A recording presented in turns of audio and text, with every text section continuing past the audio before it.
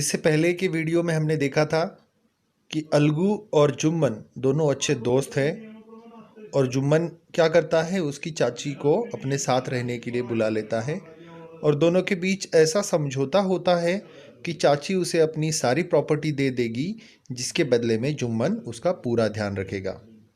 लेकिन कुछ दिनों बाद जुम्मन के घर वाले मतलब उसकी बीवी और जुम्मन चाची से नाराज़ हो जाते हैं, उसके साथ ठीक बर्ताव नहीं करते हैं। इसलिए चाची तय करती है कि वह पंचायत जाएगी और वो वहाँ से अपने लिए जस्टिस मतलब न्याय मांगेगी। वहाँ पर वो इस बारे में जुम्मन का दोस्त अलगू इसके साथ भी बात करती है। अब देखते हैं आगे क्या होता है। The panchayat was held the same evening under an old banyan tree. उसी दिन मतलब जिस दिन चाची अलगू से मिलती है, अलगू से बात करती है, उसी दिन पंचायत होती है। Jumman stood up and said the voice of the panch is the voice of God. Jumman panchayat में खड़ा होता है और कहता है कि जो पंच की आवाज़ है वही भगवान की आवाज़ है। Let my aunt nominate the head panch. वो कहता है कि चाची क्या करे, अब किसी हेड पंच को नियुक्त करे। I will abide by her decision. और मैं जो भी निर्णय होगा उसका पालन करूंगा। The panch knows neither friend nor enemy. What do you say Algu Chaudhary. तो चाची खड़ी होती है और वो अनाउंस करती है कि जो पंच होगा वो अलगू चौधरी होगा। चाची जानती है कि अलगू उसका दोस्त है, लेकिन साथ में चाची ये कहती है कि पंच को ना ही दोस्त पता है ना ही उसे दुश्मन पता है। Fine, replied Jumman, hiding his joy over this unexpected piece of luck. Jumman तो मन ही मन बहुत खुश हो गया कि चाची ने उसी के दोस्त को पंच की तौर पर नियुक्त किया। तो अलगू कहता है, chachi you are aware of my friendship with Jumman. चाची तुम्हें तो पता है कि मैं जुम्मन का दोस्त हूँ। I know that, replied the aunt. चाची कहती कि मुझे ये पता है। But I also know that you will not kill your conscience for the sake of friendship. लेकिन मुझे साथ में ये भी पता है कि तुम अपनी जो सूझबूझ है, जो अपनी समझदारी है, वो किसी सिर्फ दोस्ती की खातिर उसको खत्म नहीं करोगे। God lives in the heart of the panch. Panch के दिल में भगवान रहता है। And his voice is the voice of God. और उसकी जो आवाज़ होती है वो भगवान की आवाज़ होती है। And the old lady explained her case. और चाची ने अपनी सारी केस बता दी। Jumman, said Algu, you and I are old friends. Your aunt is as dear to me as you. Now I am Punch. You and your aunt are equal before me. What have you to say in your defense?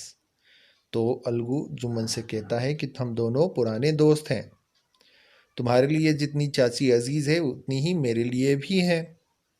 अब मैं पंच बन गया हूं। तुम दोनों मेरे लिए एक समान हो। अब तुम अपने बचाव में क्या कहना चाहोगे। तो जुम्मन बताने लगता है। 3 years ago my aunt transferred her property to me. 3 साल पहले चाची ने उसकी सारी जायदाद मेरे नाम कर दी। I promised to support her as long as she lived. और मैंने यह वचन दिया था कि चाची जितने दिनों तक जिंदा रहेगी मैं उसका पूरा ध्यान रखूंगा। I have done all I could. और मैंने वो सब किया जो मैं कर सकता था। There have been a couple of quarrels between my wife and her, but I can't stop it. पिछले कुछ दिनों से मेरी बीवी के बीच और चाची के बीच झगड़े हो रहे हैं और मैं उन्हें रोक नहीं पा रहा हूँ। Now my aunt is claiming a monthly allowance from me. और अब चाची कहती है कि उसे हर महीने कुछ पैसे चाहिए। This is not possible. That's all I have to say. और ये मेरे लिए मुमकिन नहीं है। मैं चाची को हर महीने पैसे नहीं दे सकता हूँ। इतना ही मैं कहना चाहता हूँ, ऐसे जुम्मन कहता है। Jumman was cross examined by Algu and others. Algu और दूसरे जो पंच थे उन्होंने जुम्मन को और कुछ सवाल पूछे। देन अलगू अनाउंस्ड, तो फिर अलगू डिक्लेयर करता है। क्या डिक्लेयर करता है? We have gone in to the matter carefully, हमने इस मैटर के बारे में पूरे ध्यानपूर्वक बातचीत की है। इन आर ओपिनियन, और हमारे ओपिनियन में, ओपिनियन का मतलब होता है हमारे सुझाव में, या हमें ऐसा लगता है, ऐसा जुम्मन अलगू कहता है। Jumman must pay his aunt a monthly allowance और else property goes back to her. Algu कहता है कि जुम्मन ने हर महीने चाची को पैसे देने होंगे, और अगर जुम्मन ऐसा नहीं करता है तो जो प्रॉपर्टी चाची से जुम्मन को मिली है वो सारी प्रॉपर्टी उसे लौटानी होगी। Now the two friends were seldom seen together. अब जुम्मन अलगू के इस निर्णय से बहुत दुखी हुआ। अब वो दोनों एक साथ नहीं रहने लगे। The bond of friendship between them was broken, अब उनके बीच जो दोस्ती थी वो खत्म हो गई। In fact Jumman was Algu's enemy and wanted his revenge, और असल में अब जुम्मन अलगू का दुश्मन बन बैठा था और वो अपना बदला लेना चाहता था। Part 3। Days passed, and as ill luck would have it, Algu Chaudhary found himself in a tight spot. ऐसे ही कुछ दिन बीत गए और अलगू खुद को ऐसी एक सिचुएशन में पाता है जिससे निकलना उसे बहुत मुश्किल लगता है। One of his fine pair of bullocks died. उसके पास जो 2 बैल थे उसमें से एक मर गया। And he sold the other two Samjhu Sahu, और जो दूसरा बैल था उसने समझू साहू नाम का जो बैलगाड़ी चलाने वाला उनके गांव में रहता था उसे बेच दिया, a car driver of the village. The understanding was that Sahu would pay the price of the bullock in a month's time, और दोनों में ये समझौता हुआ था कि समझू साहू उसे 1 महीने के अंदर अंदर उस बैल की कीमत लौटा देगा, उसके पैसे चुका देगा। It so happened that the bullock died with in a month, लेकिन वह जो बुलक जो अलगू ने साहू को बेचा था वो 1 महीने के अंदर ही मर गया। Several months after the bullocks death, Algu reminded Sahu of the money he hadn't paid. कुछ महीने ऐसे ही बीत गए तो अलगू ने समझू को याद दिलाया कि उसने उसे पैसे लौटाने हैं। जो बैल उसने खरीदा था उसके पैसे अभी तक समझू साहू ने नहीं दिए थे। Sahu got very annoyed. I can't pay a penny for the wretched beast you sold me. Sahu कहता है कि तुमने जो खराब बैल मुझे बेचा था, जो जानवर बेचा था, उसके पैसे मैं नहीं दे सकता हूँ। 1 फूटी कौड़ी भी मैं नहीं दूंगा तुम्हें। He brought us nothing but ruin. जो बैल तुमने बेचा था उसने मुझे कुछ नहीं दिया, सिर्फ मेरा नुकसान ही किया है। I have a bullock. Use it for a month and then return it to me. समझू साहू अलगू को कहता है कि मेरे पास एक बैल है, उसे 1 महीने के लिए ले जाओ और मुझे लौटा दो। No money for the dead bullock, और जो बैल मर गया उसके लिए मैं पैसे नहीं दूंगा, ऐसा वह गुस्से में कह देता है।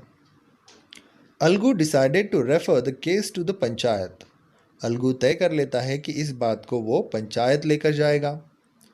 For a second time in a few months preparations for holding the panchayat were made. अब कुछ ही महीनों में दूसरी बार पंचायत के लिए तैयारियां की गई। And both the parties stated meeting people seeking the support, और दोनों मतलब समझू साहू और अलगू चौधरी लोगों से मिलने लगे अपने खुद के लिए सपोर्ट पाने के लिए। The panchayat was held under the old banyan tree. Algu stood up and said, panchayat उसी पुराने बरगद के पेड़ के नीचे होने लगी। बनियान ट्री मतलब बरगद का पेड़। Algu stood up and said, Algu खड़ा होता है और वो कहता है, the voice of the panch is the voice of God, let Sahu nominate the head panch, I will abide by his decision. Algu खड़ा होता है और वो कहता है कि जो पंच की आवाज़ है वो है भगवान की आवाज़ है। अब साहू जिसे चाहे पंच की जगह पर नियुक्त कर सकता है और जो भी निर्णय होगा वो उसका मैं पालन करूँगा। Sahu saw his chance and propose the name of Jumman. Sahu को यहाँ पर एक मौका दिखाई देता है और वह पंच के लिए जुम्मन को नियुक्त करता है। Algu's heart sank and he turned pale. Algu का दिल बैठ गया और वो फीका पड़ गया। But what could he do? लेकिन वो कर भी क्या सकता था? The moment Jumman became head panch he realised his responsibility. जैसे ही जुम्मन हेड पंच मुख्य पंच बन गया तो उसे अपनी जिम्मेदारी का एहसास हो गया। एज जज and the dignity of his office could he seated in the high place, जज के तौर पर और जो जिस जगह पर वो बैठा है, क्या वो उस जगह बैठने के लिए अब ठीक है? क्या वो इस जगह बैठकर उसका बदला पूरा कर सकता है? ही थॉट एंड थॉट, वो ऐसे सोचता ही रह गया। No, he must not allow his personal feelings to come in the way of speaking the truth and doing justice. आखिरकार उसके मन में यह बात आती है कि इस जगह बैठकर जज की जगह पर से वो अपना बदला नहीं ले सकता। वो अपने जो व्यक्तिगत ख्याल है, अपने जो विचार है, उन्हें वो बीच में आड़े आने नहीं दे सकता। Both Algu and Sahu stated their cases. They were cross-examined and the case was considered deeply. Algu ने और साहू ने दोनों ने अपनी अपनी बातें कही, दोनों को सवाल पूछे गए। Then Jumman stood up and announced, और आखिरकार जुम्मन खड़ा होकर अनाउंस करता है, It is our opinion that Sahu should pay Algu the price of the bullock. हमारे ओपिनियन में साहू ने अलगू को उस बैल की कीमत चुकानी होगी। When Sahu bought the bullock, जब साहू ने उस बैल को खरीदा था, it suffered from no disability or disease, तब वह बैल बीमार नहीं था।